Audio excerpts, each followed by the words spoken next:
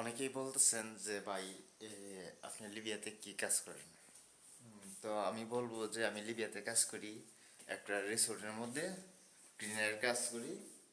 এই যে রুমগুলো দেখতেছেন, অনেকগুলা রুম আছে যে অগোছালো থাকে, কাপড়গুলা থাকে এদিকে সেদিকে, জুতা থাকে, কাপড় থাকে, ময়লা থাকে, এটি আমার পরিষ্কার করা লাগে। শুধু এটি না, বাথরুম সহকারে বাথরুম আছে, তারপরে এদিক দিয়ে কিচেন আছে। এই যে কিচেন আছে আমার এই পাশে, এদিকে টেবিল, এদিকে আমি সবগুলো পরিষ্কার করি। এবং পানি আছে, এই যে আমি পানি মিক্স করছি সাবান দিয়ে, তারপরে পানি দিয়ে দেয়, তারপরে স্প্রে আছে। যত একটা রুম ক্লিন করতে যা যা প্রয়োজন আছে আমরা সবগুলো ব্যবহার করি এবং সুন্দরভাবে ক্লিন করা লাগে। যদি কোনো জায়গায় কোনো ময়লা থাকে তাহলে অবশ্যই আমাদের আবার নেক্সট ডাকে যে এদিকে চুল লইছে, ময়লা লইছে, বিভিন্ন ধরনের সমস্যা ভাই।